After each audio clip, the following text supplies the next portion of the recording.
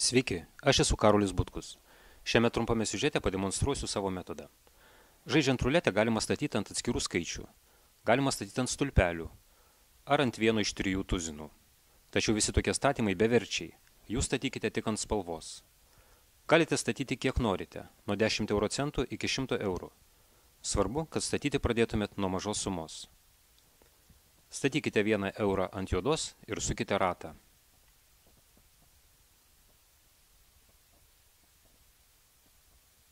Ratas sustos ties raudona, reiškia jūs pralaimėjote, bet nenusiminkite. Statykite 2 eurus vėl ant juodos. Sukite ratą ir žiūrėkite, kas gausis.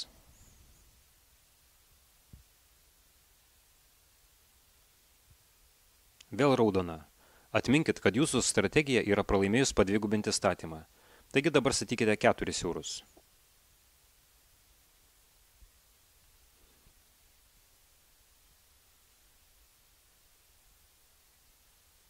Juoda, vadinasi, jūs laimėjote.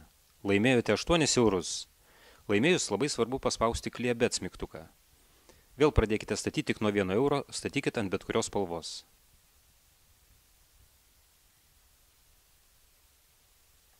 Pralaimėjote, vadinasi, turite vėl padvigubinti statymą.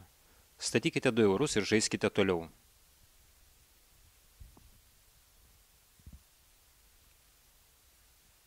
Raudona. Vadinasi, laimėjote 4 eurus.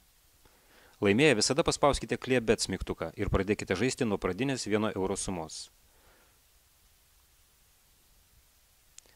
Statote ant juodos, o laimi raudona. Vėl padvigubinkite statymą iki 2 eurų.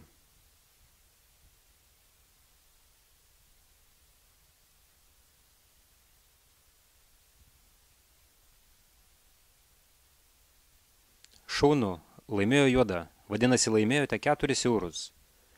Taigi jau turbūt susipažinote su mano laimėjimo metodu.